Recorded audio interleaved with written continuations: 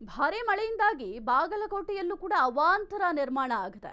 ಈ ಮಳೆ ಬಂದ್ರೆ ಕೆಲವೊಂದಿಷ್ಟುಗಳ ಅಂದ್ರೆ ರೈತರ ಮೊಗದಲ್ಲಿ ಮಂದಹಾಸ ಮೂಡುತ್ತೆ. ಆದ್ರೆ ಕೆಲವೊಂದಿಷ್ಟು ಭಾಗದಲ್ಲಂತೂ ಭಾರಿ ಅವಾಂತರವೇ ನಿರ್ಮಾಣ ಆಗುತ್ತೆ.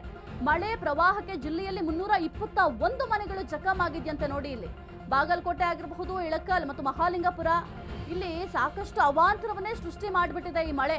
ಓರ್ವ ಬಾಲಕ ಕೂಡ ಸಾವನ್ನಪ್ಪಿದ್ದಾನೆ. ನಿರಂತರ ಮಳೆಗೆ ಈರುಳ್ಳಿ ಆಗಿರಬಹುದು, ಮೆಕ್ಕೆಜೋಳ, ಕಬ್ಬು, ರೈತ ಬೆಳೆದಂತಹ ಬೆಳೆ ನಾಶ ಆಗಿದೆ. ಸ್ಥಳಾಂತರ ಸೇರಿ ಪರಿಹಾರಕ್ಕೆ ಸಂತ್ರಸ್ತರು ಒಂದು ಕಡೆ ಒತ್ತಾಯ ಕೂಡ ಮಾಡ್ತಾ ಇದ್ದಾರೆ.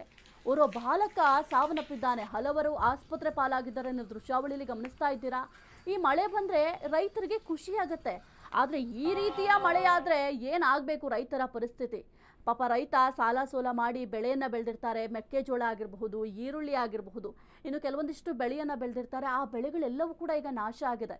ಕೈಗೆ ಬಂದ ತುತ್ತು ಬಾಯಿಗೆ ಬಾರದ ಪರಿಸ್ಥಿತಿ ಈಗ ರೈತರಿದ್ದಾರೆ. ಮತ್ತೊಂದು ಕಡೆ ನೀವು ಗಮನಿಸಿದ್ರೆ ಮನೆಯ ಗೋಡೆ ಕುಸಿತ ಆಗಿದೆ. ಈ ಮನೆಯ ಗೋಡೆ ಕುಸಿತ ಆಗಿ ಓರ್ವ ಬಾಲಕ ಕೂಡ ಸಾವನ್ನಪ್ಪಿದ್ದಾರೆ. ಯಾಕೆಂತಂದ್ರೆ ಆ ಭಾಗಗಳಲ್ಲಿ ಮನೆ ಬಹಳ ಸುಸಜ್ಜಿತವಾಗಿ ನಿರ್ಮಾಣ ಮಾಡಿರೋದಿಲ್ಲ. ಹಾಗಾಗಿ ಈ ಮಳೆ ಬಂತು ಅಂತಂದ್ರೆ ಮನೆ ಗೋಡೆ ಕುಸಿಯೋದಾಗಿರಬಹುದು, ಅಲ್ಲಿ ಕೆಲವೊಂದಿಷ್ಟು ಅವಾಂತರಗಳೇ ಆಗ್ಬಿಡುತ್ತೆ.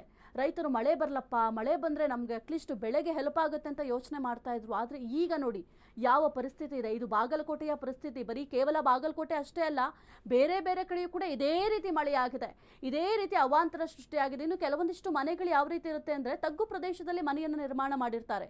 ಆ ತಗ್ಗು ಪ್ರದೇಶದಲ್ಲಿ ಮನೆ ನಿರ್ಮಾಣ ಆಗಿರೋದ್ರಿಂದ ಭಾರಿ ಮಳೆ ಆಗ್ತಾ ಇದೆ. ಆ ಭಾರಿ ಮಳೆ ನೀರೇನಿದೆ ಅದೆಲ್ಲವೂ ಕೂಡ ಮನೆಯ ಒಳಗೆ ನುಗ್ಗುತ್ತೆ. ಮನೆಯ ಒಳಗಡೆ ನುಗ್ಗಿದಾಗ ನಾರ್ಮಲ್ ಆಗಿ ಅಲ್ಲಿ ಇರುವಂತಹ ಪೀಠೋಪಕರಣಗಳೆಲ್ಲವೂ ಕೂಡ ಅವು ಕೂಡ ಹಾಳಾಗುತ್ತೆ. ಜೊತೆಗೆ ದಿನಸಿ ಪದಾರ್ಥಗಳಿರುತ್ತೆ, ದಿನಸಿ ಪದಾರ್ಥಗಳು ಕೂಡ ಹಾಳಾಗುತ್ತೆ.